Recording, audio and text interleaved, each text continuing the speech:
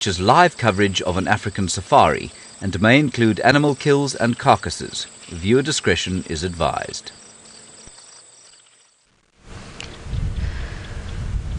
Welcome everyone to a wonderful and beautifully sunny afternoon all the way here in South Africa. We are enjoying exploring the wilderness and this is Safari Live. Ready.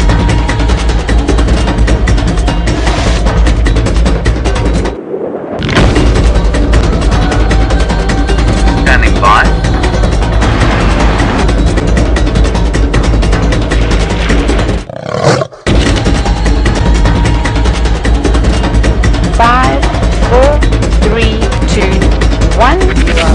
You are live.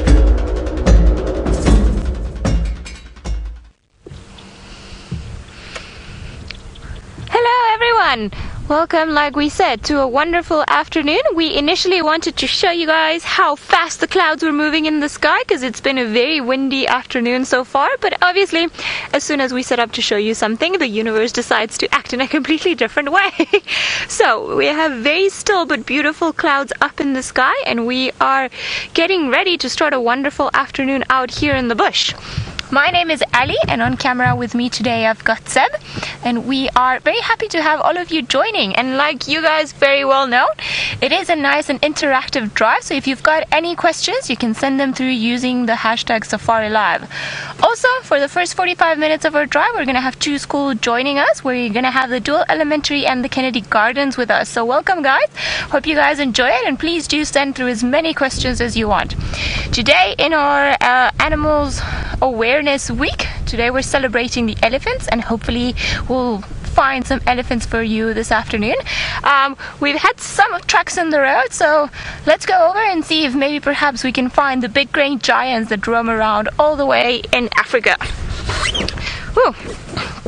Very cold afternoon. I'm already wearing two jerseys despite the beautiful sun that is shining, but every time I decide to put them on it seems like the sun starts shining a lot more brighter, and when I don't or when I take them off then the wind picks up and starts moving around. I'm going to carry on seeing if perhaps we can find anything on this road, but while I do that let's go over to Tristan who wants to welcome you all as well. Good afternoon everybody and welcome to our sunset safari on the largest safari vehicle in the world.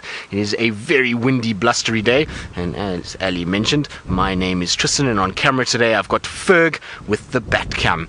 Now, it's a special warm welcome to the schools that are joining us this afternoon. So Dual and Kennedy Gardens Elementary, I hope you guys are going to have a wonderful time with us as we explore the African wilderness and see if we can't find lots of exciting animals to show all of you.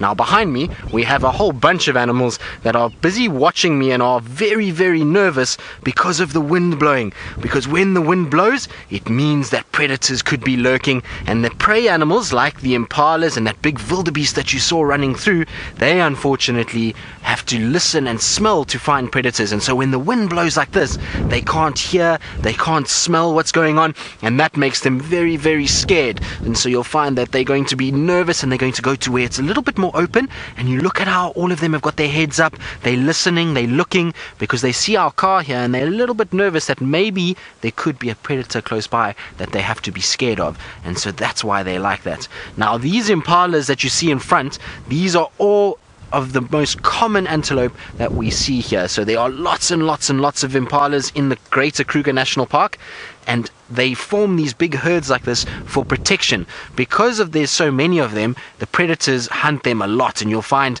lion, leopard, and varying other wild dog, hyena, cheetah, all going after the impalas, and so lots of different types of predators kill them. Now in the middle there you see there's a dark brown antelope that is walking through. Now that antelope is called a Nyala. So if you want to remember its name, just think of New York and LA, Nyala, and that's how you spell it, and it's called Nyala. And that is a male Nyala that's going across. Now hopefully a female Nyala will come out, because the female looks completely different to the male Nyala and almost looks a little bit more like the Impala itself. So we're going to sit with our antelope a little bit longer and see if we can't find our female Nyala. And while we do that, let's go across Ali, who is apparently with a little pig that she wants to show you.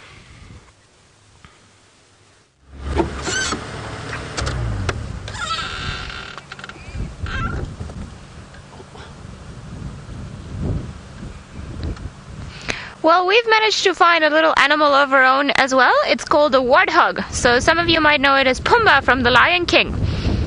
So he's busy eating, and funny enough, do you see his back legs are stretched out, but his front legs, he's gone pretty much down on its knees. Or no?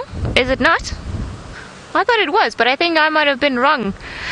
Well, it's not uncommon for warthogs to bend their wrists, and then they feed, putting their wrists on the ground, and then they start using their nose, which is very, very hard and very sturdy, and they use it to dig up little roots and maybe fruits and hidden treasures that are maybe just underneath the ground. It's quite a big of a hairy animal. I mean, look at all that beautiful mane and all those little hairs on the sides. It's almost like a mustache. Don't you guys think so? Hello? So this is still a youngster. The tusks on the sides are very, very sharp, and they are a formidable form of defense. So if there's a leopard or a lion or anything that tries to come and attack the warthog, it's going to use those tusks that look like fangs almost to protect itself. I think it's enjoying the company of some impala around here, so let me just try go slightly. Are you gonna come to us? Right, let's try going a little bit backwards, see if perhaps we can find them while I answer to one of the guys. Afternoon tags, no updates yet.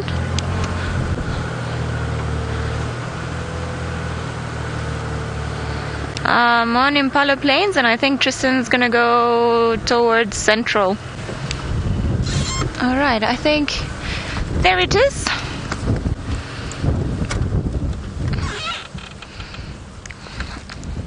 I'm on Impala Plains at the moment. Alright. Sorry guys, just give me 1 second. She was just on half months. She was there with the Mantuan, and she had a scrub hair bamba, but then they moved off into the thicket. So maybe if you want to try for that, go check around Shibamu, see if maybe she came for a drink, as she was about 5 meters off the cut line of Kari Main.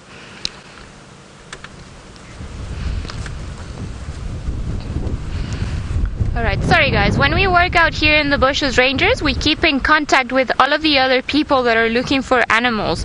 So we do it for safety, just to make sure that everyone's fine at all times, but also to help each other out when we are out looking for animals. Because sometimes we all want to see the same animals, or sometimes someone is looking for an animal that we've already seen. So in this case, one of the other guys was asking me about a leopard and a cub that we saw earlier this morning. And he wanted to know where I was so that he didn't come bumping into us and we could all check different areas. So back to our beautiful girl over there. We've got a herd of impala, and this one is a girl because she's got no horns. So normally the boys are only the ones that have got horns when it comes to impala. And it looks very much like a deer, I'm sure you guys will agree. And they're fairly common. We get to see them very often around here.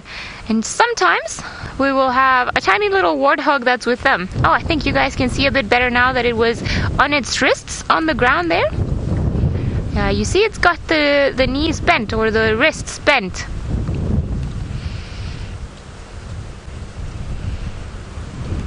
Jenny, you want to know if warthogs are always alone like this one? Not necessarily. Sometimes the boys, or most times when we see one alone, it's a boy, because the females tend to live in family groups, and that happens with a lot of different animals, species of animals. Like the impala, all of the girls will be together. The same, sometimes there will be a warthog mom and a few of the daughters all together, whereas the boys, they tend to move away and start going into some other places. For example, also with elephants, you'll have all of the mummies and the babies and the daughters and the sisters all together. So I have seen other warthogs around this area before, but I think maybe this one's just tired of the company of everybody else and it's decided to come here because then it can have more food all for itself. It's also a young male just trying to make its way into the world. Oh, look how powerful those teeth look like. Scary, aren't they?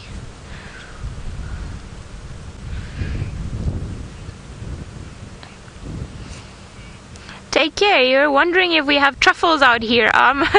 No, we don't have truffles out here, so he's not busy looking for truffles. But we do have all sorts of little shoots of grass and fruits and roots that are underneath the ground, and that's what it's looking with its powerful nose. So it can very likely smell them underneath the ground, and then it just uses the nose as a shovel. Yeah, there we go, to try and dig up. And also trying to get the last bits of fresh grass that is there, just to be, because it's going to be tastier than the dry grass that is all around us. I think he's doing a very good job as a land mower. Maybe we should bring it over to you guys, see if they can help with your school lawns. And you can obviously see those beautiful mustaches on the side. Those are going to start getting smaller as they start getting older. So all that mustache there is just for predators. If they look at them from the distance, it's just to pretend that those are actually their teeth, their tusks that we see on the side. If they see them from far, far away, and it's a way of scaring the predators off. It's like we were saying, those teeth that they've got in the front of their mouth, very powerful tool to defend themselves. And you see, I'm pretty sure you guys can see nicely on the screen, they've got one on the top and one at the bottom of the mouth. So one on the top part of the mouth and one at the bottom.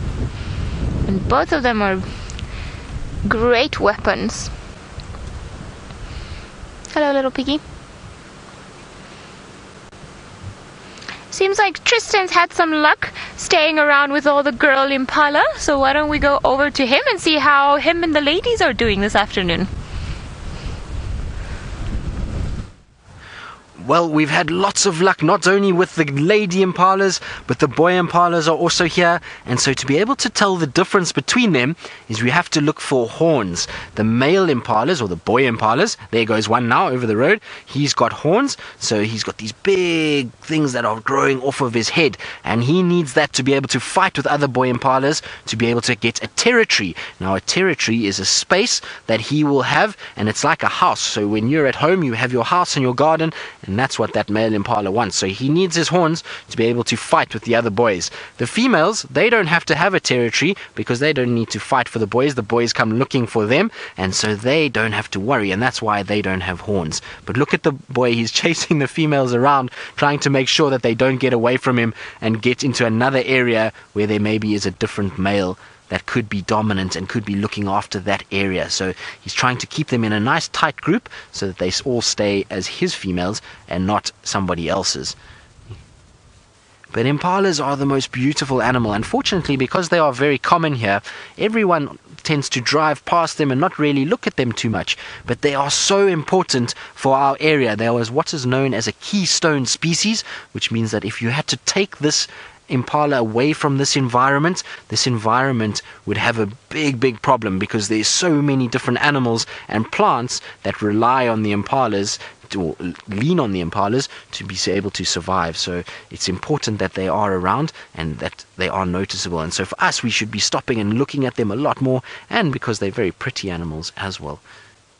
Now you notice that they've got three different colors. So they've got this dark top section with a lighter middle and then a very light bottom, and that's around their tummy area. And the reason for that is for camouflage. Now camouflage is a way of an animal hiding away from predators, or a predator to hide away from its prey. So it's a way that it can blend in with the area around it. And so these impalas have those colors to help blend in with the environment, particularly in areas like this, because impalas like to spend time where there's trees and grass, not just big open grasslands, because they can blend in a little bit better. And so if we look at the dark top section, that dark top section will be the same color as the darkness of the trees, because remember, the cats and the predators don't see in color like we do.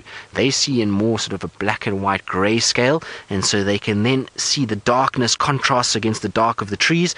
That lighter tummy is the sort of bark of the trees, and then that little bit between the trees and the grass, and then the very white tummy blends in with this very light colored grass. And so it's called counter shading. That is the name for this, counter shading, and it's the way that this animal has camouflage. So it's not like a leopard that has spots that break up the outline, or a giraffe that has different patterns. These guys rely on different colors to be able to blend in to their environment. Isn't that cool? I think it's very cool. Now you can hear there's some snorting going on.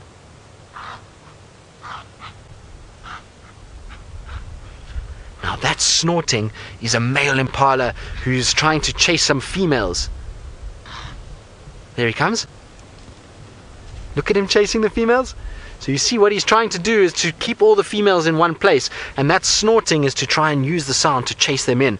Now, it's interesting because that same snort is the snort that they'll make if they see a predator. So if they saw a lion or a leopard, you'd find they'd start snorting like that. But the reason why we know it's different is because we've got lots of impalas here, and only one impala made that noise. So that is the territorial call of the males, which means it's the male trying to sort out all the females. If there was a predator, all of these impalas would have turned and they all would have started shouting, and we would have heard that snorting coming from all of them, and then we know that they've spotted a predator. So we know now it's not a predator because it's all quite quiet. It was just the male that was shouting about. Right, I'm going to try go forward a little bit to see if we can't find our wildebeest.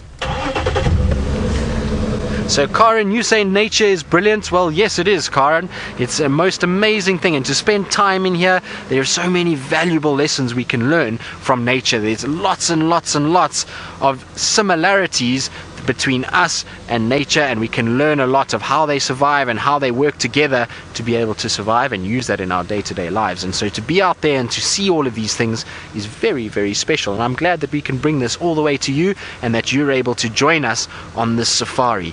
Now hold on, I'm going to just try go a little bit further forward and see if I can't find our wildebeest friend, because he's quite pretty too.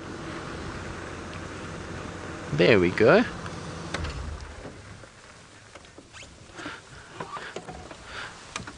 Jenny Animation in Indonesia.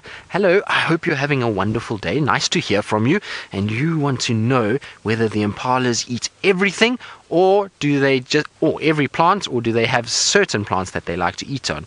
Well, there will be certain plants that they prefer. So there are plants that have better nutrition that they'll go after. So in the summer months, we find that our impalas become more grazers, and they'll eat lots of grass because the grass is bright green. It's full of water and nutrients, and it's got seeds on it that are packed full of good minerals, and so they target the grass more than anything else. In the winter times, because the grass starts to get a little bit dead, you'll find that the impalas start moving onto the leaves of the trees and onto these small little forbs that are growing. Now a forb is basically a small plant that we get in these areas that are still full of nutrients. You can see there's the odd green bit of leaves and things in amongst the grass, and so that's what they're after. But yes, impalas pretty much eat most things. They have one of the widest array of diets for our antelope species, or our herbivores out here, and so they can eat lots of different things. They're very similar to goats in that regard, and it's very different to our wildebeest. Our wildebeest is not like the impalas at all. Unfortunately, our wildebeest is behind the bush, so let me move there, Ferg, because I can see you. Now our wildebeest won't eat any of the leaves off the trees. They are grass eaters, so they rely on grass only, and in the winter months it becomes very difficult for them. They have to sort of try and find food everywhere, and they'll have to eat more than what they do in the summer to keep their body condition in good health. And you'll find that these guys actually do get a little bit skinnier in the winter months, and by the time summer comes along, they're a little bit weaker, and the predators will actually use that to their advantage. And you'll find the predators will hunt wildebeest and buffalo and those animals that are strictly grazers more in the end of winter, because they know that they're much weaker. But the clever thing for the wildebeest is to be able to stay alive even in the winter months is that it has a very, very clever stomach. It's got 4 stomachs, not just one, and it's called a ruminant. And so basically what it does is it's like a cow. It can eat grass, and then it can swallow that grass and regurgitate its grass. So it means it brings a ball of grass back from its stomach into its mouth, and it can chew it and cut all of that grass into tiny, tiny, tiny, tiny, tiny little pieces, so that their stomach can absorb every little bit of nutrients out of that grass, and make sure that even in the winter when they're eating dry, dead grass, that they're still able to get something out of it to be able to survive. It's a very, very clever system that they have, and so without that, you'd find that they would be a little bit harder for them to sustain themselves and to keep their bodies in good conditions through the winter months. But I always love wildebeest because they have these long, long tails. Then you can see it flicks every now and then, and that's just to try get rid of the insects. We get lots of biting flies out here, and they land on the wildebeest's skin and they try and bite him, and it's not very comfortable at all. And so you'll find he'll swing his tail to try and hit those off and to get rid of them. There we go. Right, well, I think we're going to leave our antelope to themselves. We're going to try and see if we can't go and find some more animals. It's always lovely to spend time with the antelope, but I think we'll come across quite a lot of them, especially if we are going to go to more open sections, because they'll be trying to move that way as the sun starts to get a little bit lower. Now we're going to carry on and try and check in the riverbeds in case there's some big elephants, because it is Animal Awareness Week, and well, we've decided to dedicate today to elephants, and so I want to try and find some elephants to share with all of you. And while I do that, let's go across to Ali and see what she's managed to find on her journey.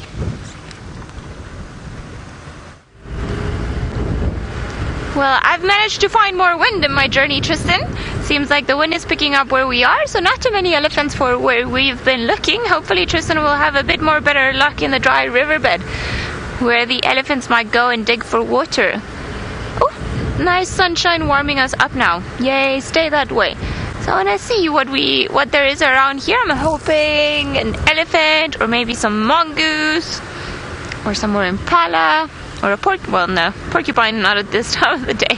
Porcupines normally come out during the night, so it would be very strange to see one here, but you never know. Just having a bit of a look around everywhere.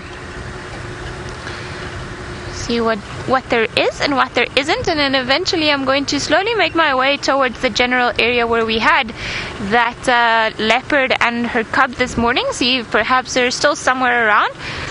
That would be great if they were, just to have a bit of another look at the little fluffy tiny cub that we saw this morning. Just want to check some of the tracks here on the road.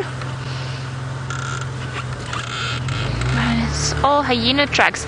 So normally we look at the road to be able to tell who's been walking around or what species of animal, because they all step differently and all of the patterns are different. So if you see, for example, the difference between a human and a dog, then it's pretty much the same with an elephant or a buffalo or an impala or a lion or a leopard and everything else that is around. But I think today in general it's really going to be a bit tougher, because the wind has been blowing the tracks clean. So everything that we see is first of all not that clear, but also things that we might consider to be old are actually quite new, but we just don't know it because the wind has been blowing them off. So let's keep an eye out around here. Hopefully there will be an Ellie somewhere in the distance. Come on, elephants!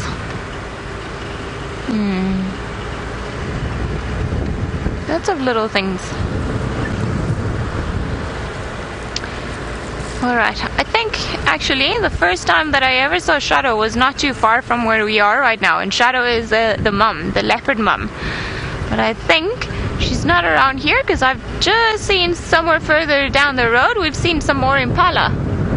So I reckon let's go have a look. Oh, some more impala and some zebras. I see some beautiful stripes in the distance. Let's go and have a look.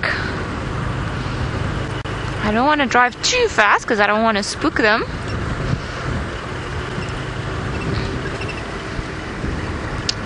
Alrighty.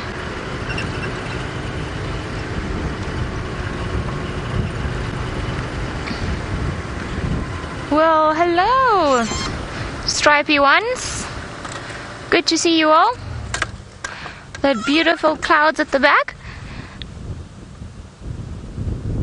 There we go, the beautiful zebras. And you see they are all together in a nice big group. I think maybe in total there's around 10 of them or so.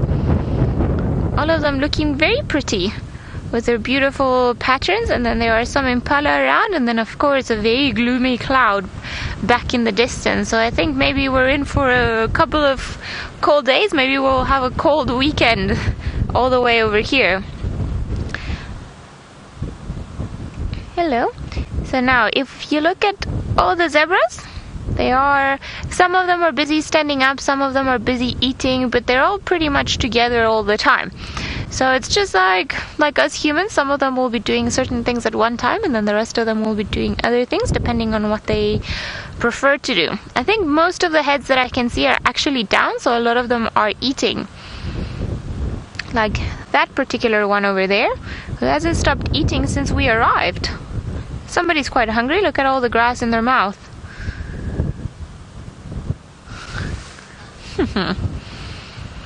So they look very much like a horse. However, they have never managed to domesticate them. So people cannot ride zebras the same way they ride horses. Their back is not strong enough. And also they have more of a feisty temper. They don't like being too tame, and they have a personality of their own, and they pretty much like doing things their own way.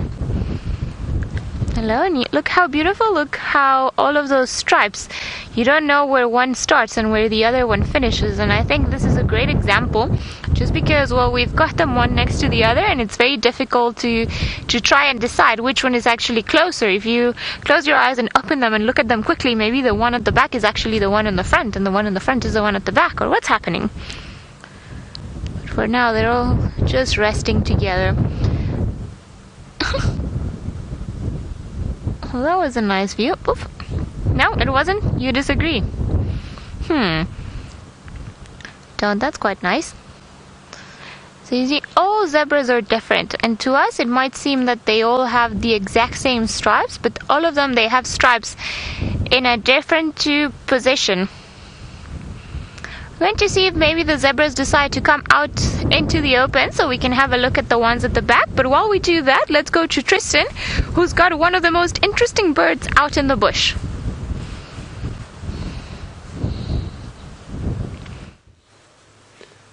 We do indeed. We've got probably one of my favorite birds, and just in terms of how shrewd and intelligent it can be. This bird is called a fork-tailed drongo, and often you'll see it bouncing around between other animals. And the reason why I say it's very shrewd and very clever is because this bird can mimic other animals. So it can mimic mongoose and it can mimic owls, and the reason why it does that is because it knows that with the mongoose, they're very good hunters and that they catch insects, and if it mimics their alarm call, then the mongoose will run away and leave the insect for this bird to come down and grab it and steal it away. And the owl call means that all the other birds think that there's a predator, and they go and dive for shelter, and they leave the food where it is, and so it can then come down and steal the food. So very naughty in that it tries to trick everybody, but very clever too, to be able to know that that works. So you'll find them often in amongst other birds doing that.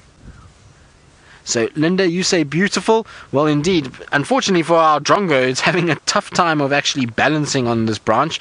The wind is howling, and that's why the tail, you can see it going up and down. And just look at how important a long tail is for balance. Now you'll find all the birds that are insect hunters that hunt on the wing have quite a long tail in relation to the size of their body. So they get quite big tails, and that allows them to be very balanced when they fly and be able to make quite sharp turns without having to worry too much. So all of the eagles and birds that of prey normal birds that hunt insects will have these longer tails, and that helps just to keep stable. You can see they've got a bright red eye when the sun's not hitting it at the moment, but they do have a reddish colored eye when the sun does hit them, and then that jet black coloration, and then the big fork in the tail. You can see it's nice deep fork. The only other bird you could confuse this with would be a black flycatcher. Now the black flycatcher we do get in this area, but it doesn't have a forked tail like that. In fact, it's got a very different tail, and I'll try and find it in my book so that you can see what it looks like. Now, where are you, flycatchers? There we go. I've gone the wrong way. There we go. Alright, Ferg, so if you come back here, now we can see that that bird that we saw just now looks very similar to this bird. This is called a black flycatcher and is very, very dark in coloration and has a very similar look. But if we look at the tail here, look at how the tail looks in comparison to the actual flycatcher itself. So if we just zoom in on the tail for me, please. Cool. So there we go. Look, there's no fork there whatsoever. So it's just a flattened, almost squared tail at the back. And that is how you can tell the difference between the two very easily. And the other big difference, I was talking to you just now about the red eye of the drongo. You see this one? Very dark black eye.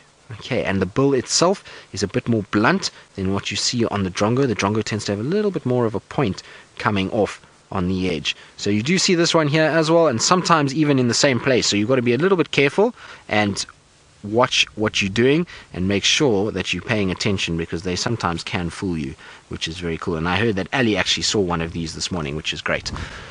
Right, well, our Drongo has flown off, and so have the rest of the birds that were here. We had quite a nice bird party. There was hornbills and there was barbets, and unfortunately they've all blown away, well, been flown away by being blown away by the wind. So we'll carry on and see what else we can find, and while we do that, I believe Ali is still frolicking amongst the dazzle of zebra out in the plains.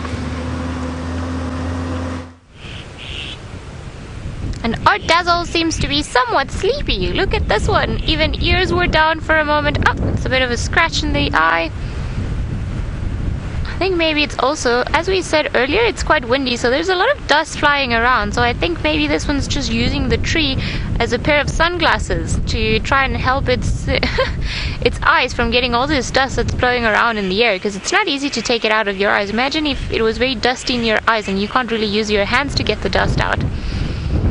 Here we have a youngster. I'm sure he's out in the sun, because it's a lot warmer once you stand in the sun and not back in between the bushes. Hey boy. I think he is actually enjoying the sunshine. He does look like it. And the ears constantly moving, always listening to everything that's around them. So the wind tends to make the animals a bit edgy. They don't like it too much because they can't hear properly. The wind bothers them and takes the smells away. And in general, it could be very good weather for the predators, or a lion and a leopard, of coming and approaching them.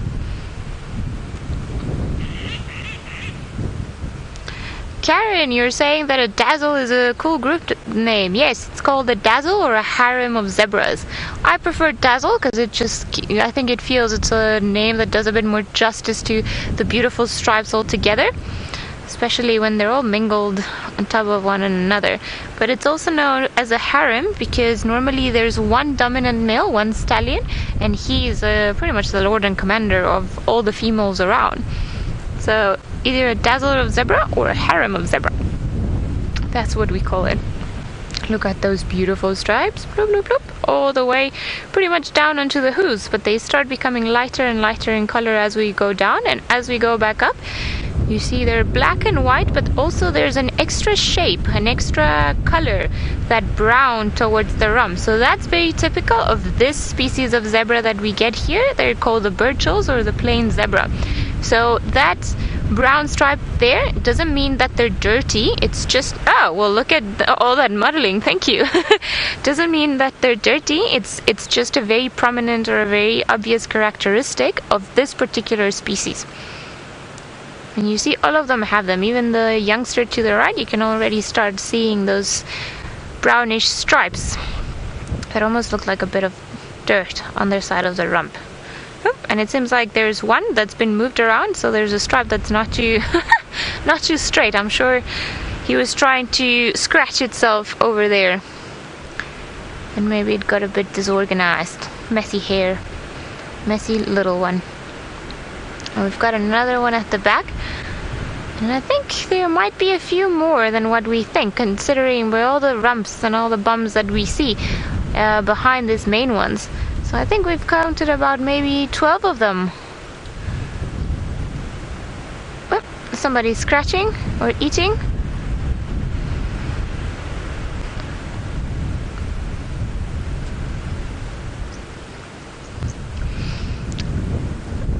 Francis, you're wondering why their hair are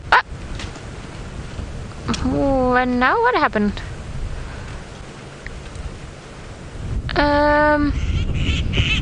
There was something over there that seemed to bother them. I don't know if maybe just one got spooked by something, because had it been something bigger, I reckon they would have carried on running. No, seems like it's fine. I wonder what it was. Maybe somebody made a funny noise and somebody just got spooked and they all started running. Oh, but how beautiful is this? We've got the three of them with their hair sticking up. I'm not too sure what it is that makes their head stick up like that. I believe because it's quite a short mane. It doesn't grow a lot. So if you think of people with very short hair, then their hair tends to stand up straight. And people, once their hair gets past a certain length, then it starts flopping down onto the one side. So I believe it's the same with zebras. And normally, if they're in very good condition, all of their head will be standing up. And if they're a bit sick or not feeling too well, then you'll see that the hair starts flopping down onto the side. I think, like we said, maybe we've even got 2 groups of zebras around here. So I think there are about maybe 10, 12 of them. I was hoping that there, you know, maybe there was a lion or a leopard behind all of them when they started running like that. Ah, and that little bird over there, that's the oxpecker. Linda, you say they've got interesting patterns on their tails. I think it's... Oh, my goodness, look at the oxpecker inside of the ear. I think they've got interesting patterns altogether everywhere. I love looking at the ones on the necks. I don't know why. I think those ones are my favorite, but look at the ones on the tail. There we go. And towards the top of the tail. So it's almost like a braid. I feel like, you know, maybe I am wearing a zebra a zebra tail on my hair today. And they're all different. Every single zebra has a different stripe pattern. There are no 2 alike. So if we were to compare them, one standing next to each other, then you would see that the patterns are different. And that little bird that was on top of the zebra, the one that was going into the ear, that's called the oxpecker. And that bird is looking for ticks and small parasites so that it can feed off of them. So they're not hurting the zebra, they just move around on top of the zebra and any other big animals around here, except the elephants. And they help them get rid of the ticks. So the zebras allow them to come and jump on them, but sometimes if they start going into the ears or the nose, they get a bit annoyed. Look at that beautiful hug. You scratch my back and I'll scratch yours.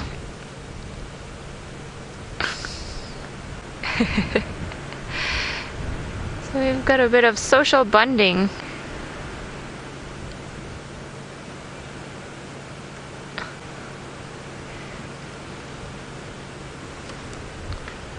Andresia, you say they're beautiful markings and it's almost like an artist painted them. I agree with you. Look how pretty they are, and all around the face where they're biting and on their backs.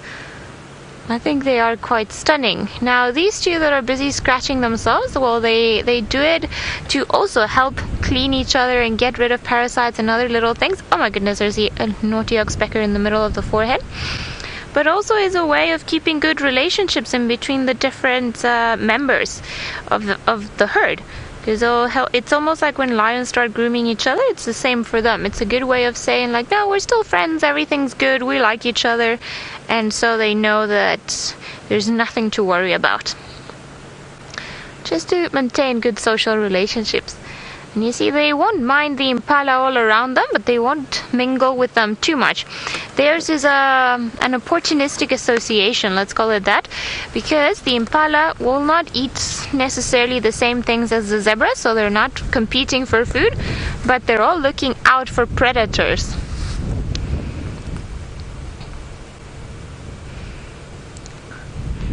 Justin, you're wondering how big a zebra's ear canal is. Definitely longer than the one of humans, I would assume, but not too sure if it's bigger or longer in comparison to some of the other species. I would assume maybe elephants have the biggest one of them all, just because their ears are the biggest and they have such a fantastic sense of hearing.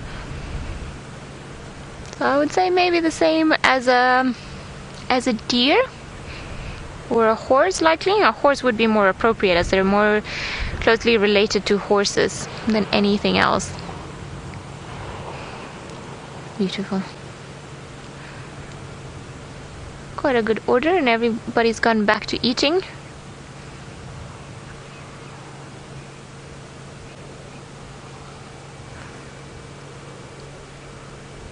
Sorry, Chantal, can you repeat the question that Spike just made about the zebras and the colors of the stripes, I believe?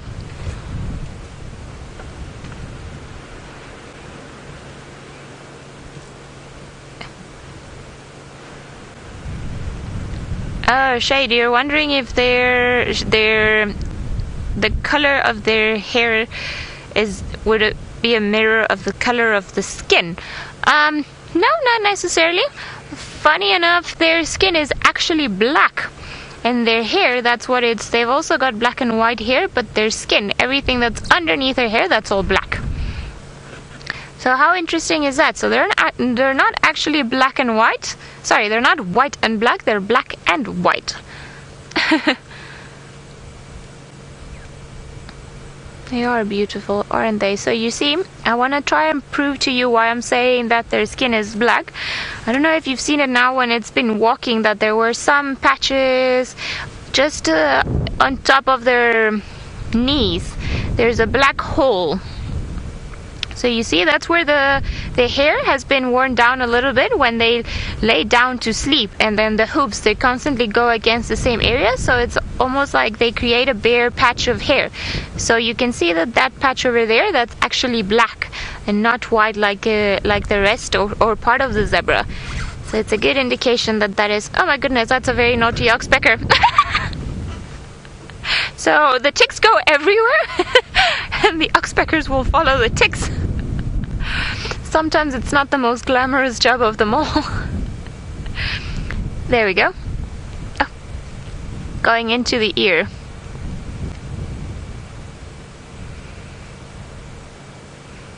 And you're wondering why oxpeckers don't go onto elephants. My best guess is that they've learned that elephants have a very long trunk and they don't like things on them, and they can very easily get to them. So you'll see here, if the oxpeckers start annoying the animals, and they'll start shaking their heads or their ears, but they won't do too much with them. An elephant's trunk is very much like a hand, so they could very easily swat the poor oxpecker away and send it flying. So I've never seen an oxpecker on top of an elephant. I wonder if perhaps there are any records of it. You see, so it's got a bit annoyed now with the oxpecker going into its glands. Oxpeckers know no boundaries. They'll go pretty much anywhere until they get pushed away. There's the zebras at the back, and the oxpecker, I think they're having a fantastic time flying in between the zebras and the impala. Now we've got a very alert boy who's just looking around.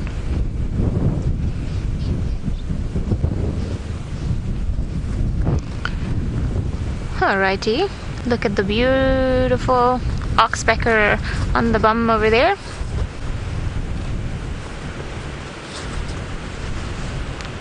Honestly, oxpecker.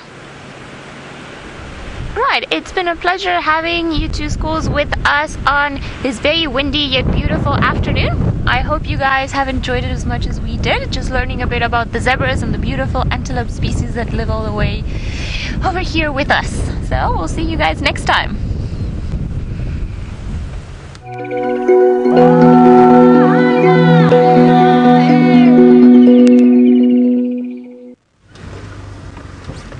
Well, so concludes our school drive for this afternoon. Hopefully they enjoyed it. It was filled with lots of antelope species, and well, that's always good.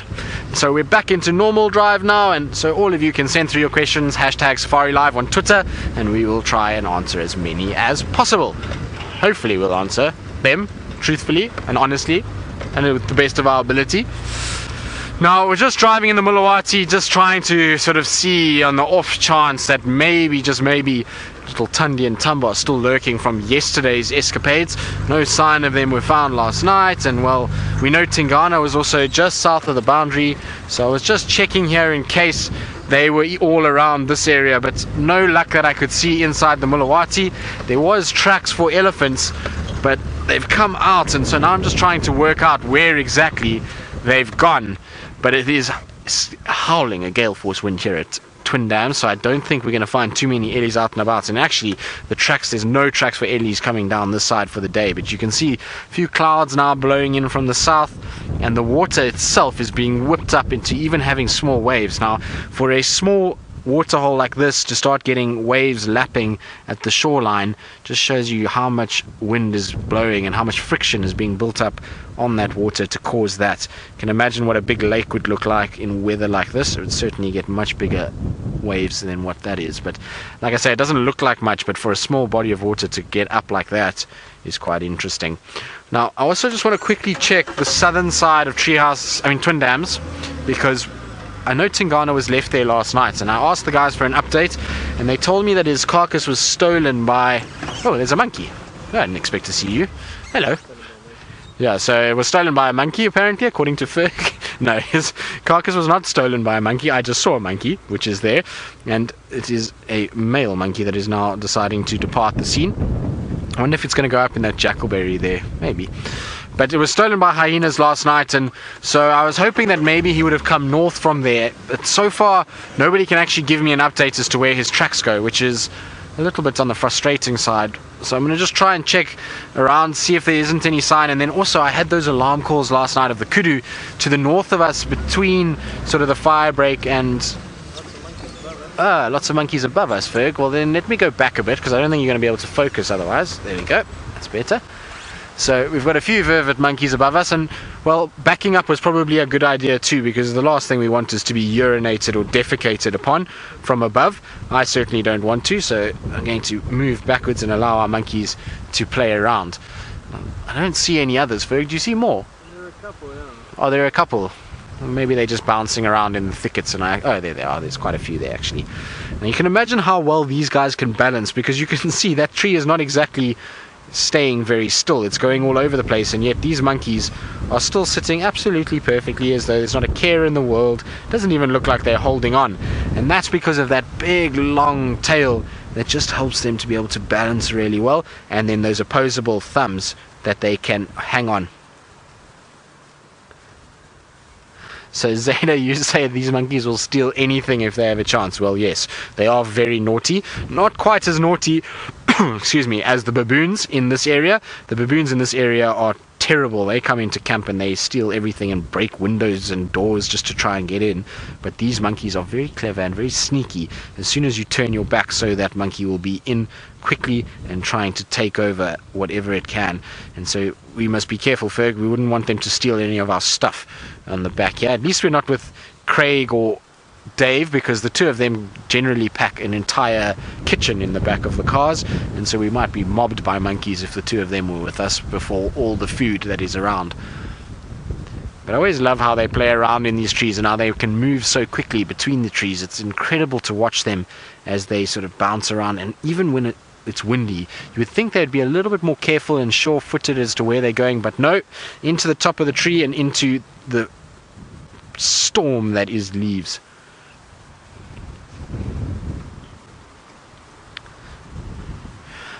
So Roshni, you asking whether there are any other primates besides the bush baby, the monkey and the baboon. Well, there are two bush babies. So the one that we don't see here very often at all, because we don't have the big trees on the rivers, and they might be seen every now and then but not very common, is the thick-tailed bush baby. But we do see those in the Sabi sands right down in the south of the reserve, around Lion Sands and those areas, quite a few down there, and even on the Sabi river. And then in terms of other primates, there's the Simango monkey, there's the Sykes monkey, there is what else, that's it as far as I can think. What other primates we got, Ferg? I think that's it. That's it, I think, as far as I know, for South Africa. And of course we might get introduced to one or two different ones up in East Africa in the Mara. So there's going to be a few up there that are different. The baboons up there are not the same species of baboon we get here. They get those olive baboons and the yellow baboon up that way. So hopefully we'll see some of the other primates up that side. But other than that, that's it for South Africa as far as I can think. I might be wrong completely. I'll have to consult my mammals guide and just see if I'm missing something obvious. It probably is something obvious in there that I might have missed. I actually don't think we even get the Sykes monkey here. Maybe. Now I'm starting to doubt myself as well.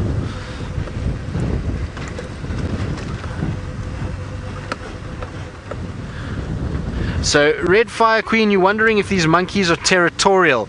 Well, yes, they are. So they have an area that they'll move around in, and they're quite vicious towards other troops that come in, especially at this time of the year. When we go into the winter months, it becomes very difficult for them to find food, given that they're not as omnivorous as what the baboons are. So for them it becomes quite tough to find the food that they need, and so you'll find that they'll be quite defensive against other troops and chase them away, so that they can keep an area that's got food and water and safe places to roost at night. And so the Mulawati will be prime habitat and be fiercely contested contested between different groups of monkeys, so definitely are quite territorial.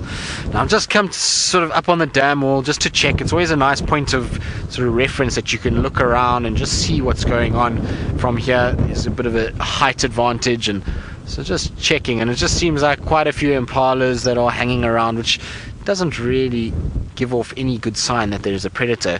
Given that the wind is blowing so much, if there was a cat right here somewhere, these impalas would be on high alert because they would probably be able to smell it. Even if they couldn't see it, they'd be able to smell it with the wind gusting the way it is in different directions. The wind is swirling quite a bit. You know, talking about other monkeys, there are some more in front of us. Hold on, Ferg. Let me get round to where they are. It's not monkeys, but baboons that are in front of us. Now, I know some of you often ask about seeing the baboons and monkeys, so here's one for you. We've had vervet monkeys, and now we shall find our baboons, and then hopefully later we'll get our bush baby, and that will complete our primate drive for the day. Right, let's just negotiate this little bumpy hill.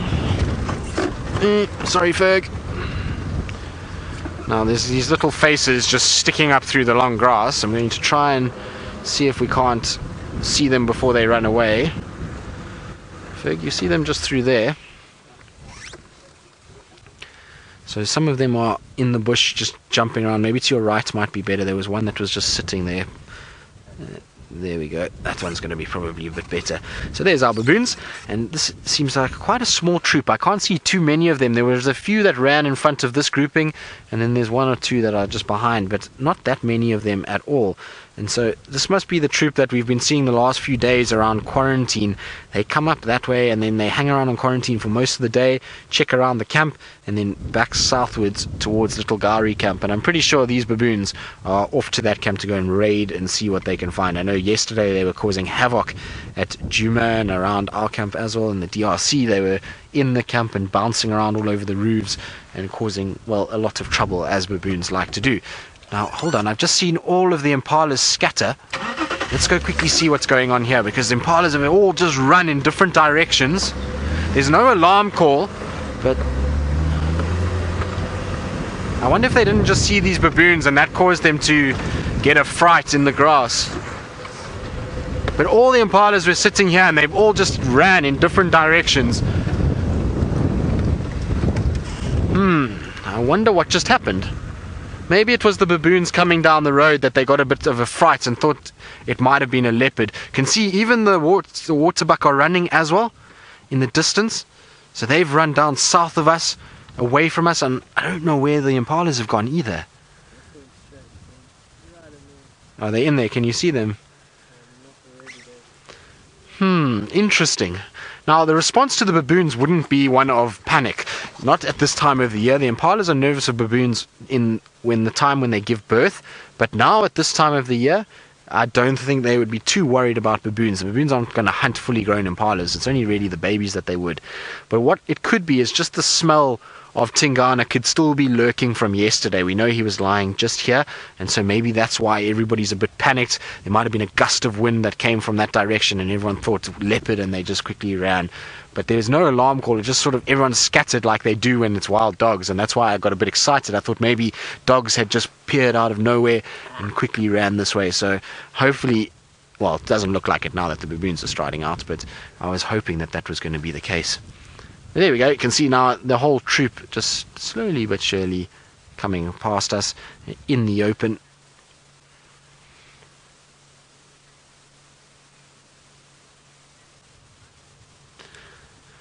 Well, George, you want to know what the difference is between baboons and monkeys. So other than just size-wise, they're both primates. It's just that baboons are part of the apes, which are the larger monkeys. And I'm not 100% sure if there's any structural difference. I don't think so. They all have opposable thumbs. They all have a general sort of shape to them that is monkey-like. But it's just the size point of view is that the apes tend to be the larger of the primates. And that one looks like it's got a bad gimpy leg. Oh, no. It's also in heat. You can see that very swollen rear end. Shame, little one. That's not going to be very nice. And that's not a good thing for a baboon to have, particularly a small female like that. She's going to have problems when it comes to predators. Things like a leopard, particularly ones of Tingana size, if they can get that baboon on its own and try and separate it quick enough, they'll definitely be able to do some damage. So that baboon's going to have a tough time ahead of it. It's not going to have a good time at all. I don't know where she's gone now. She's gone behind the bushes. But luckily for baboons, and when they have situations like this where one of them is injured or in some sort of pain, you'll have a situation where the rest of the troop at least can look after them. So the rest of them will provide some sort of defense. But when it comes to a big male leopard, they're going to have a lot of issues if Tingana sees that. In saying that though, I have seen leopards being given a very hard time by baboons. I once watched ravens caught female down at Singita with her older male, Shinzele, who was almost 4 years old by then, and her 2 younger males that were close to 1.5 years old. And a baboon troop chased all 4 of them in different directions and had them running and scampering for their lives. So baboons are not to be messed with, but this particular troop has only got the one big male, which is the one that's feeding off on the right, and they're the ones that will really try and chase a leopard. So there you can see him busy eating that nice green growth coming through the mud, and so that would be the only one that will really be able to stand up to a leopard. And you'll find if a troop has got quite a number of big males, then they can dominate leopards. But in a case like this, one big male with all these females, I would be surprised if they tried to take on a leopard the size of Tingana.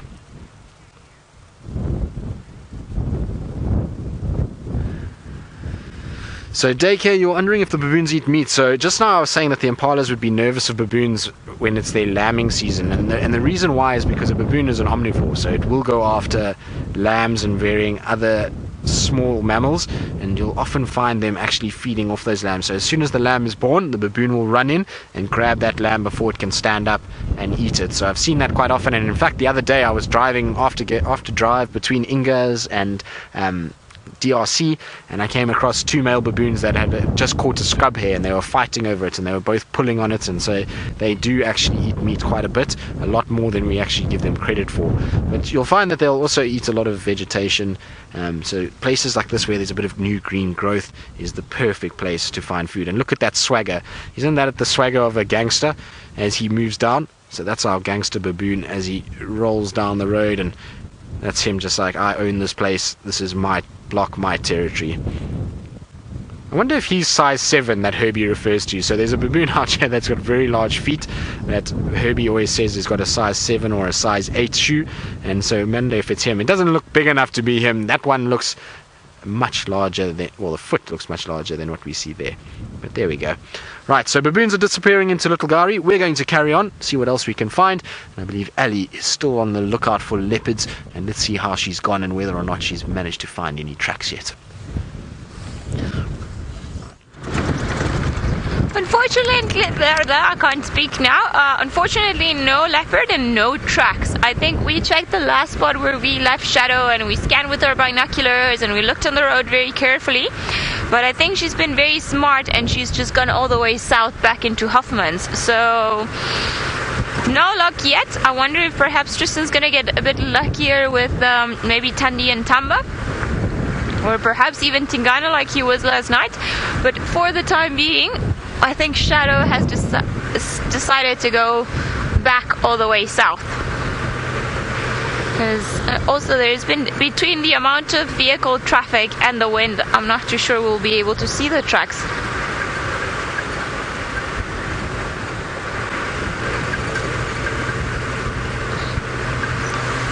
James, so you're saying that 2 cats was perfect for Feline Friday.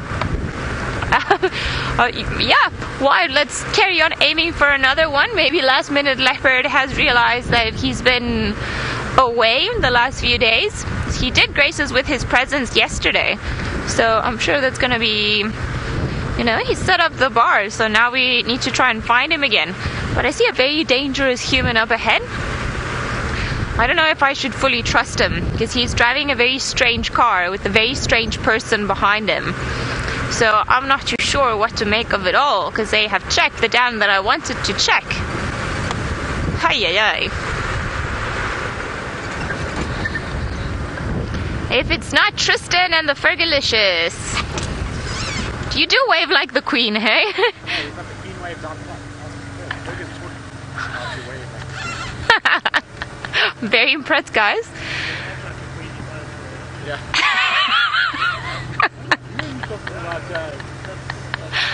Okay, while you discuss that, I'm gonna carry on. Yes, I want to see what the hippos are up to. Alright, we're gonna go across to you guys so you can see our pretty faces. Our pretty faces. Well, I don't know, it's a toss-up here. I don't know who's got the prettier faces. What do you think, Ferg? You don't know? I've got to kind of give it to Yeah, we are a motley crew this side, aren't we? We're a little bit on the older side as well. We're the pirate department. Arr, yeah, exactly. Cool, guys. We'll see you later. Bye, fair vehicle. So what we're going to try and do is we were just giving Ali and them the right of way because that's what gentlemen do. So we might be pirates, but we're gentlemen pirates. And so what we're going to do is they're going to head to Chitwa. I'm going to head up onto Leadwood, and I want to go quickly just check Leadwood and then onto Mamba to see if I can't find where those elephants went from the Mulawati, and hopefully I'll be able to find something. Oh no, we've got another traffic jam. It's all happening. Who have we got here? I think we've got Shanae here. Looks like Shanae. Yes, it's Shanae. So some of you may remember Shanae, may know Shanae. She used to be a viewer and has now a viewer / safari guide. And so she's in this area, and well, now they're having a chat, and well, two ladies together. This could take a while, Ferg. So I know. Well, I was on the couch last night, so I might as well enjoy it. No, I wasn't actually on the couch last night. Ali was very forgiving, but last night we had this conversation about who's more competitive, and well, like I said, it's got to the point where we at least found a leopard first. So hello, how you all doing? How's it going? Good. I'll see you later. Cool. So just having to say hello. It's always polite to say hello, and particularly when it's friends, you've always got to give them a little update as to what's going on. But I already spoke to Shanae about 2 minutes ago. What is that in the grass? Sorry, Ferg, I almost killed Ferg there because Ferg wasn't watching, but what is that? Why is there a cable lying in the grass? I thought for a second it was a snake, but it looks like a cable. Let's just have a look here quickly, because this would be quite random if there was a cable here, and it is too. What on earth is this doing here? Now we're going to pick that up because we don't want this lying around. This shouldn't be here, and so hopefully it's not attached to anything electrical, because that's going to be a bit of a problem. Ferg, if I die and you film it, well, don't sell it, please. That is really, really random and very, very odd indeed. I don't know who would have put this here, and the fact of the matter is how it hasn't been spotted already by somebody is actually quite worrying. I have no idea, Ferg, what this is, but maybe we can be like a kudu, so we can wear it. Can I wear these? Do I make a good kudu, Ferg? You do. Imagine You're so funny, Kruger. Nice pun, I like it. But maybe we should get the pole out the way, that'll be better. And maybe I'll go back a bit so you can get my impressive horns as we put them on our head. So there we go. I have now become a kudu. When in doubt, add electrical, plastic, whatever it is, to head and drive around. Maybe we should strap it to my head with gaffer tape and we can drive around and see what people say. It might be quite funny to watch what goes on, and we can do a day in the life of a kudu. So I'll work on that just now, but for now I'm going to put them down. Kudu horns are going to go there, and we'll put those on just now, and I'll try and see what it's like to negotiate life as a kudu. We'll try and tie them to my head, and then hopefully at some stage today we might do some off-roading, and it will be interesting to see if I can actually keep the horns out of Ferg's eyes as we do off-road. So that's going to be the plan of action. Of course, do we have gaffer tape, Ferg? That we do. Right, so we got gaffer tape, so we're going to try and sort this out, see what we can do. And while we do that, let's go across to the female version of the kudu who lacks horns in Ali. I am so worried by that comparison, Tristan. So yeah, I think those two pirates maybe have had some hidden rum, like the good old Jack Sparrow. No, I'm joking, they wouldn't do that. But I am starting to wonder a bit about where Tristan and Ferg's head is going. I think, what are these tracks here? Some maybe old hyena tracks going in this general direction, and oh my goodness, I'm gonna stop so you guys can appreciate the darkness in front of us. It is, well, quite scary. So we've got what I like to call a very dramatic sky. So we've got the beautiful blue sky that's trying to fight all of this incredibly crazy dark cloud cover that is coming up.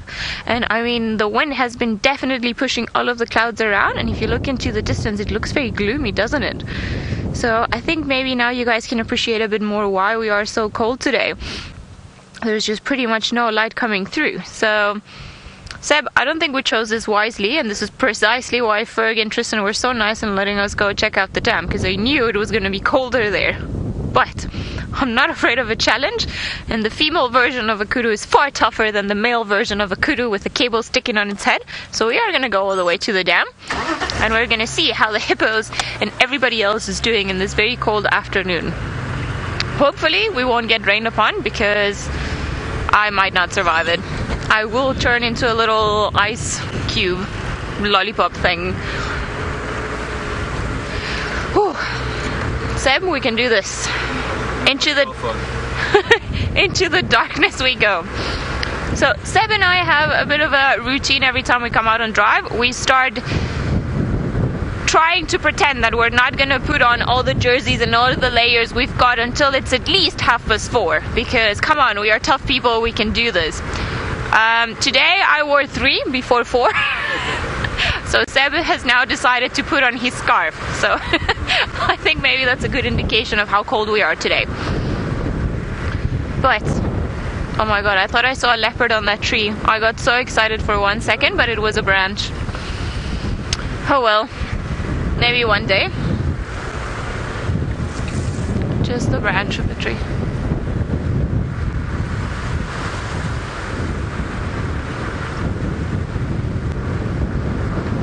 John, you're asking what is the one animal that I haven't seen but that I would love to see. Well, there is a bit of a list, let me tell you. So I have seen pangolins before in other game reserves, but I've never seen a pangolin out here in the Sabi sand. So I think pangolin is at the top of my list at the moment. Very closely followed by an aardvark, which is another creature that I have seen in game reserves, but I have not seen it in the Sabi sand, which makes me pretty angry. And of course, serval, caracal, and wildcat, all of them. Would really like to see all of them. Wildcats I have seen, however, caracals I have not. But oh my goodness, look at how cute this little waterbugs look like. I wish I could take you all home, because you look so pretty, but I'm sure you're full of ticks. And just a little head sticking out. Hello, little ones. Isn't that precious? Look at those tiny faces. I know, it's a very hard day to start moving around, isn't it? It's too cold. Oh, look how fluffy and beautiful they look. And they've chosen a good spot. They're behind a fallen off tree, I'm sure just to protect themselves a little bit from all this very cold wind. Oh, tiny little waterbucks. Aren't they precious? Look at that fluffy ears and that nose. You guys are one of a kind, aren't you?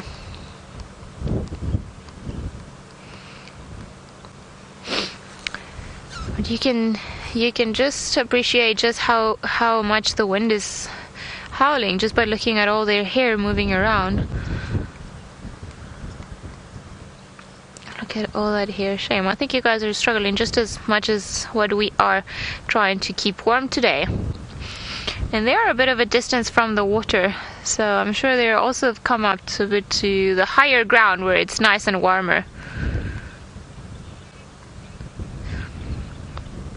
Linda, you're saying that they have heart-shaped noses. They do. They're very famous for it because those noses are some of the cutest ones out here. And, you know, when they're young and tiny like this one's, I think it's too precious.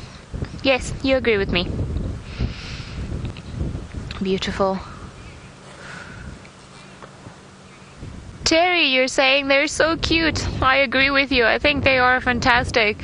They're one of my favorite youngsters out here in the bush because they are so pretty and fluffy and tiny, and these ones are just posing so beautifully for us. I think they maybe are a few months old, likely they are, and they are not all brothers or sisters, they have 3 different mothers because they're all pretty much roughly the same age, so they come from different females, because very rarely would a waterbug give birth to twins. They normally just have one. Look at your big ears. I think he just pulled his tongue out at me. Outrageous.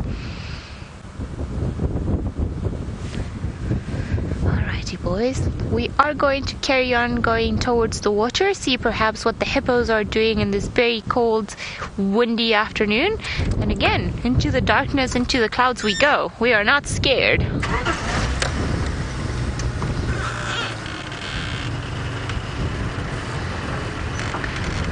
No one likes me. You would like to know what the waterbug eat. Well, they eat grass, and they're actually quite selective of the grass that they eat. Doesn't always, which is not the best of things for them most of the time, because then they get quite picky with what they eat, and they tend to lose condition a bit quicker in the winter because the food that they prefer is not readily available to them. And well, they're named Waterbuck, one of those water-dependent species of antelope that we have in this area, and they are never found too far away from water. I think maybe tops of a radius of maybe 10-15 k's, and they'll be around. Whew. Oh my goodness. My cap nearly flew away. I might have to hold it. Let it be said that we are not afraid. Alright. Let's have a look at how these hippos are enjoying today. Maybe my cap will stay on my head. Hopefully it will. But I don't see too many hippos out and about. Ah, just a big yawn from the one. Hopefully he'll yawn. Ah, there we go. Perfect.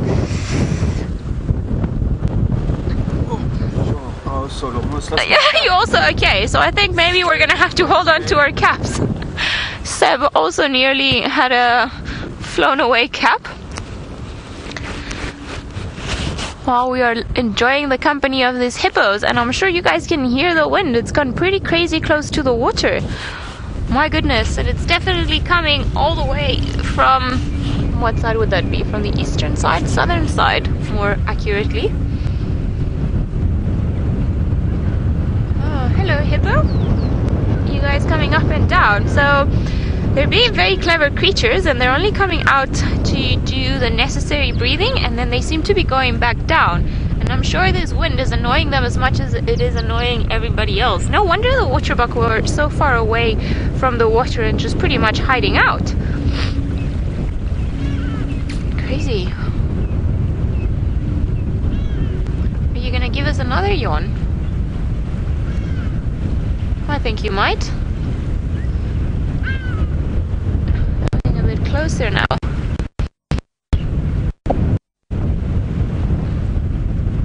Rashni, you're asking if we think the weather is making them sleepy.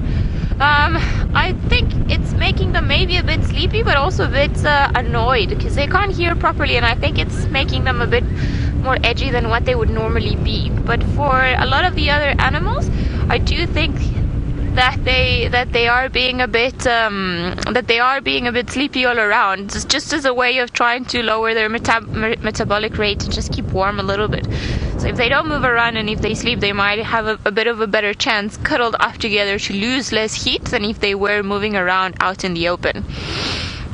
So I think the hippos also know that the water is their best call right now, just to stay down there where I'm sure it's a lot warmer than what it is here. And I was not expecting it to be so windy down here, I can tell you guys that much. So I'm actually wondering if we're gonna have a bit of a unexpected light rain.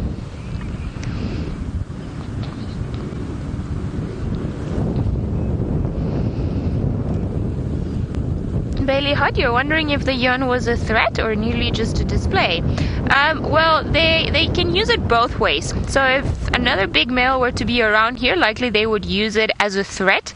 It happens also with humans and game drive vehicles. If you get a bit too close to the edge of the water, they might sometimes start doing it, but it would be a bit more than what we saw. So they open it and close it constantly, and they throw water up in the air, and they carry on moving their heads around, and they toss and turn quite a bit, but they also do it, for example, like I was saying, if there's a male or another male around, they'll open it just to show how big their tusks are and to try and get them to either demonstrate that they are submissive to this particular male and they're not trying to take over any territory, or either to try and just show off what a tough fight they would put up in case anybody tried anything against them.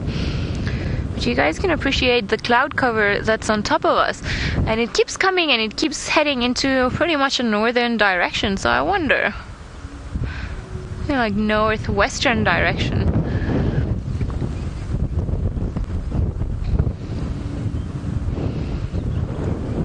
Terry, you're wondering if it's just windy or if there's a storm coming in. Well, we hope it's just going to be windy. There are still a few patches of blue sky, and it does happen at this time of the year that we will get cold fronts coming from the coast, and they'll bring a lot of wind and cloud cover, and then the temperature will suddenly drop. The hippo just gave me a fright. And sometimes even a bit of light rain, and I think it rained a few days ago as well, just light rain. So we've had some terrible storms in the Cape, and some of those winds, I'm sure they've reached us already. So maybe what we are experiencing now is some of the backlash of those storms that have kept coming. And I think the wind seems to be calming down a little bit now. I think when we first arrived, it was definitely a lot stronger than what it is now. But so many ripples in the water. I mean, look at that. Hello, hippo.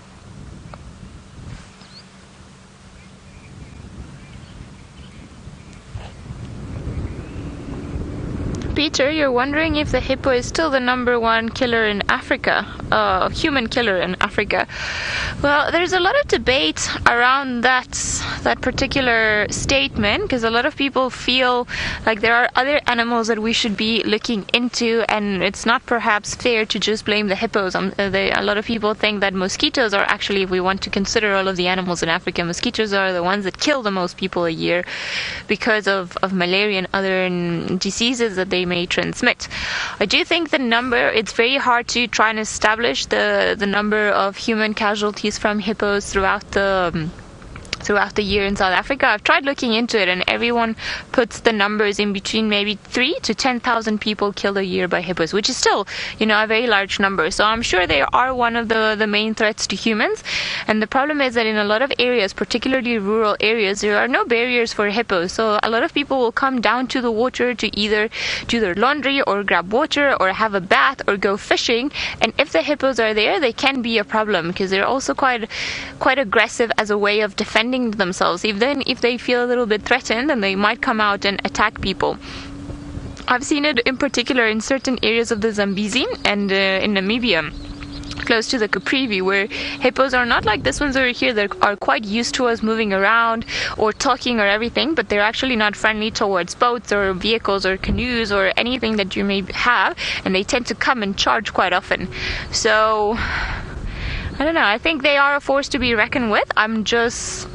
I would hesitate a little to call them maybe the animal that kills the most people a year. I know that in some areas elephants are quite a big problem. Crocodiles also are part of or are a huge problem in terms of human casualties, especially in like the same as hippos in all of the rural areas where there's no way of stopping these animals from coming in and out. But yeah, I think nobody's been able to do a firm statement about it, because it's very hard to determine how many people actually get killed due to hippos or crocodiles. So I think those two are the ones that are more closely expected to be the main problem when it comes to pretty much all river crossings and everything else. But I think if we consider all animals, probably mosquitoes are the real killers out there. It's a bit funny, isn't it, that we would go from one of the biggest animals around the water systems, which is such a threat to humans, and then one of the tiniest ones that also lives around water, which pretty much affects everyone all around the world. Even my car keys are moving.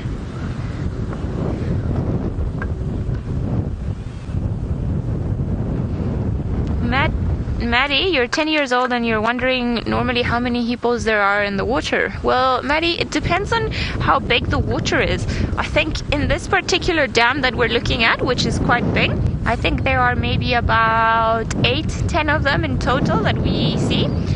And in some of the rivers, in some areas, there are far more. In the rivers in Africa, they can be thousands of them, but obviously not all together at the same time, but pretty much distributed all along the waterways. Lots of them around here. I felt like it was getting so nice because the sun was shining, but the sun has gone down. Oh, hello. There's a Nyala feeding on the other side. He's checked himself at Chitwa. We hear the food is quite good over there, so maybe that's why the Nyala has gone all the way in. And if you're seeing those lines there, that's an electric fence that would prevent the hippos from coming into the lodge. So it's a human safety fence, because hippos like to come out of the water during the night. So they don't really want hippos bumping into guests during the night. We're gonna see if perhaps we can find a bit of a warmer place while we look at everything that the dam has to offer. But while we do that, let's go over to Tristan, who has found something else that also has horns.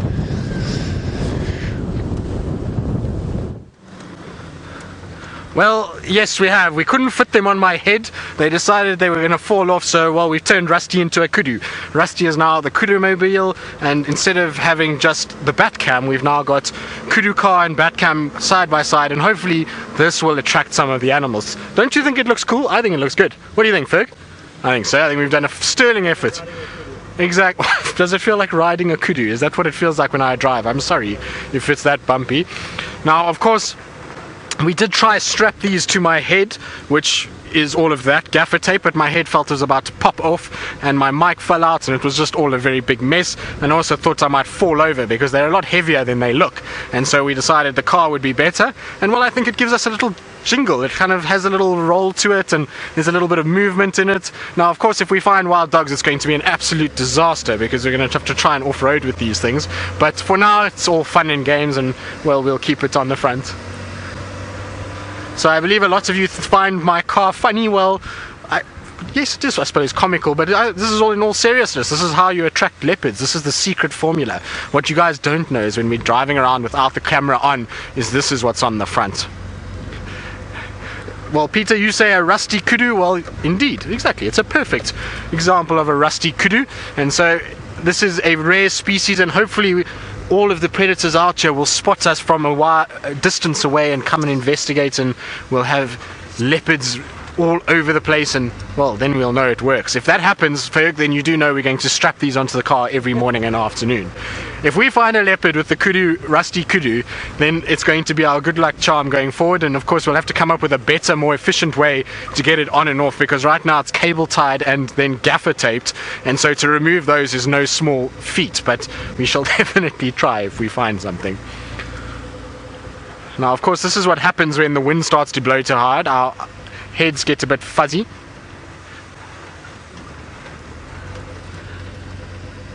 So Irene from Illinois, hello, how are you?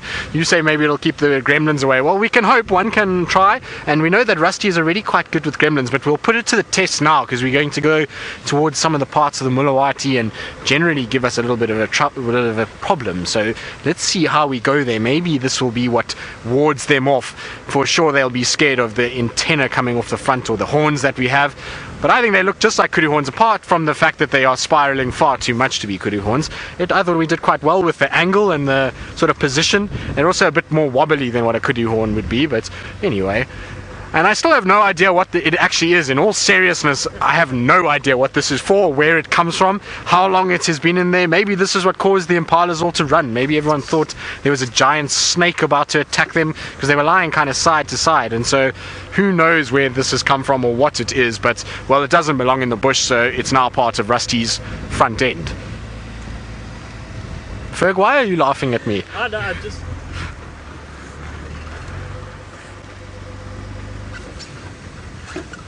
So, Lauren, wondering what my favorite safari animal. Now, the reason why I'm laughing is because there's a Nyala that is looking at us with this sense of absolute bewilderment as to what has just rolled down the road in front of it. I'm sorry, girl, did we just confuse you completely?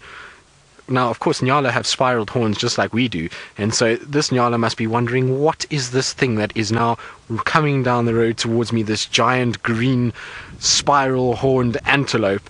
I'm sorry, girl, that I've confused you completely. I didn't mean to. Look at how beautiful she is, though. Nyala are the most incredible animals. I really, really like Nyala, and especially when they kind of stand still, because generally they're moving around far too much for us to even keep up with them. But you can see she's got those beautiful big ears that are twisting and turning and trying to work out what's going on. But with those ears, this wind is going to be causing havoc. If I cup my hand around my ear now, the wind is actually quite irritating already. So for her, it must be very, very upsetting. Also, you can see she's got those very white stripes on the body, and then that dark muzzle area. Very cool. Thank you for standing still. I wonder if she thinks we're going to try and come and mate with her. Hopefully not, because that's not what's going to happen. But she was definitely completely bewildered by the fact that there was this animal with giant white horns rolling towards her that made a lot of noise. Kind of stopped in her tracks. She was walking until she saw the white horns on the front and then stopped completely. Very, very cool. Now, I've completely forgot the question that I was answering, so if you can repeat it for me, Chantal, that would be lovely, so that I can continue.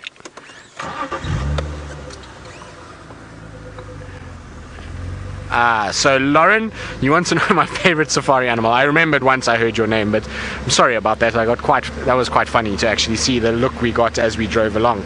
But my favorite safari animal by a long shot is a leopard. I am absolutely besotted with leopards. I really like spending time around leopards. There's just something about them that really is special, and so any time I can spend with a leopard, I'm a happy camper. And then following that, elephants, wild dogs, hyenas are my next top 3, and those are the ones that I also love spending time with, just because all of them are fairly sociable animals and have very intriguing lifestyles, and that's why I like to spend time around those ones as well. All the smarter animals, really. That's kind of, and I suppose that's not a nice statement to some of the other animals out here who are also very smart, but for me, I just like them, and they've got personality, they've got interesting lifestyles, the dynamics of all of them are interesting, so it's just animals that really, for me, kind of engage my curiosity and engage my sort of thoughts, and that's why. Oh, here we go, now we've got a test, now it's a showdown. Let's see how the male kudu responds, because there's a male kudu straight between our V's there, so I wonder how this kudu, well, kudu looks absolutely unperturbed by all of this. The kudu is ignoring me completely. Maybe it's because it's a young kudu, Ferg, I don't know. But there's a young male kudu in front. You can see his little horns. Maybe we're intimidating him with our massive rack that we have on the front. But this could be a showdown. Maybe there's a large kudu bull here, and we'll have a see what he thinks. You can see that one is completely unfazed by our spruced up Rusty. But nice to see a kudu and Nyala in the same place. Not every day that you'll see them really quite close together like this, so very cool to see. And you can see very similar markings around the face areas, just that the kudu are a little bit more of a brownish color than what the Nyala are. The Nyala have a bit more red. I suppose brown is actually not the right word. Grey would be a better color to describe them. So slightly more grey than what you see on the Nyala, and also a lot larger. These guys are probably double the size of what that Nyala female was that we saw just now. And it amazes me that they can feed off this plant. The plant that they're busy feeding off there at the moment would rip our hands to ribbons. It's called a buffalo thorn and has a nasty, sharp, straight thorn on one side and then a hooked thorn on the other side. And so the straight thorn does the piercing and damage, and then the hooked thorn grabs you and holds you close to that bush. So to be able to eat off that is something quite amazing. To think that they actually have this strong tongue and mouth that's able to deal with that is quite amazing. Very cool. And you can see his beard is just starting to grow. He's just starting to get that longer beard that comes off, and the fur around his neck area is also getting a little bit thicker as well. Very cool. And he'll actually get a lot more grey in colour as he gets older. Big male kudu start to take on a very grey body, much like what their neck looks like. You can see his neck is more grey than his body itself, and so you're going to find that the body itself will actually start to look a little bit more like his neck. And you can also see with the female there how much more sort of vivid her colour is and vibrant than what his is. His has started to fade that more grey colour. So Andresia, you say beautiful animal. Well, I suppose Rusty is a beautiful animal. No, I'm just kidding. The kudu are very, very pretty. They are probably my favorite antelope that we see. A particularly big male kudu with their massive horn structures that they have, and just the bulk and sheer size of them. I'm quite jealous that Jamie and Brent and James get to see eland on a daily basis, because an eland is really quite an incredible specimen.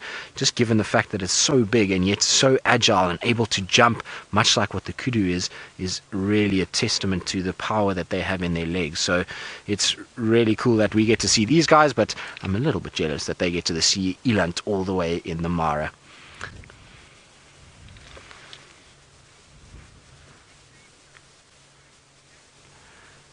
So Chitty Chatty Meg, you're wondering if their tongue is like a cat's, and I take it you mean in that it's got those tiny microscopic hairs that are rough and almost sandpaper like, that they can then sort of lick things. No, they're not like that. They're a lot smoother than that, and they'll be... What's the interesting thing about the tongues of a lot of these antelopes is that they lack blood vessels or nerve endings right on the surface. So our tongue is very pink in color because of the blood vessels close to the surface of the tongue, and therefore when we bite on it or anything like that, we draw blood and pain quite quickly.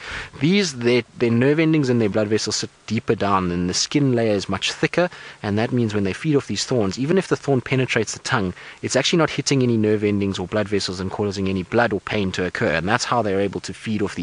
And I don't know if you noticed when the tongue of that kudu came out, it's a almost black color, same as a giraffe. So that's the reason, is because they don't have those abilities to feel those things, and so they can feed off trees that are a little bit thornier and a little bit harder to eat. Right, kudu are gone. Time for us to carry on.